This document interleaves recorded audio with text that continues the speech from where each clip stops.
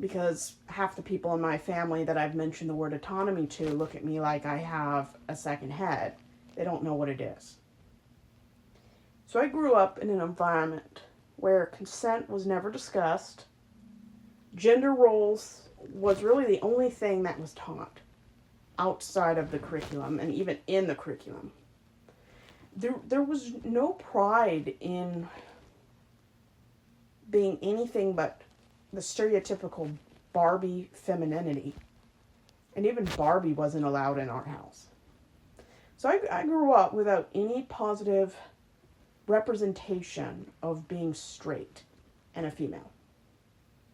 So sexuality was never discussed, which my therapist says can cause a scenario where if you don't have positive representation or positive dialogue about something, children and teenagers can internalize silence as something negative, shameful, or completely erase its existence.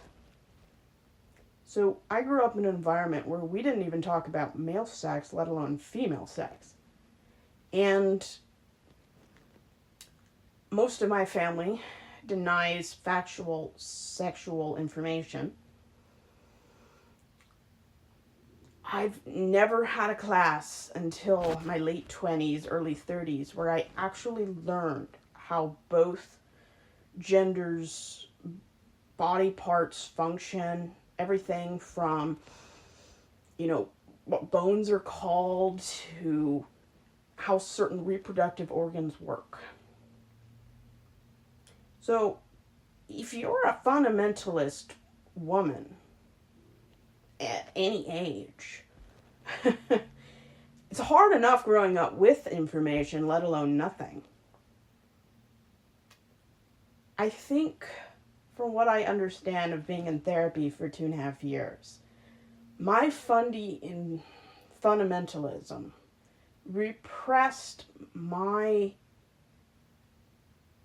straight sexuality to the point where I didn't even go through puberty except for bodily change.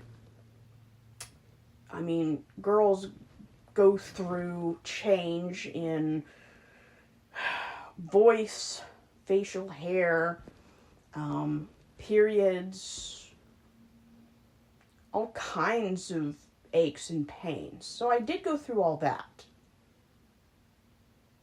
But when it comes to sexual awakening and progression of normal reactions to stimuli, it didn't happen.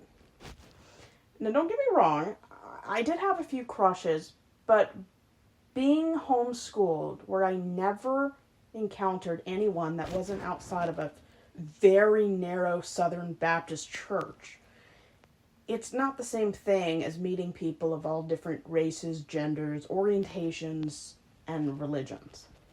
So it's very high control, very isolating. I kind of grew up very similar to the Duggars.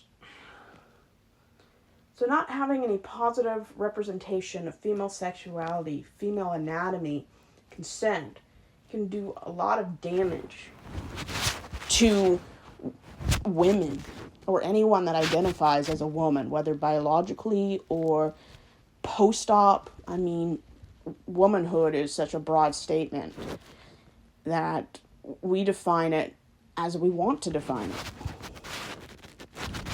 But conservative Christianity, and it's not just Christianity, I think every major world religion has a negative view of female sexuality.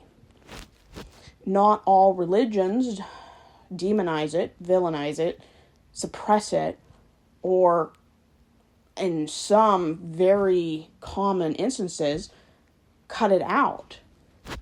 I mean, honor killings and mutilation happens in the world.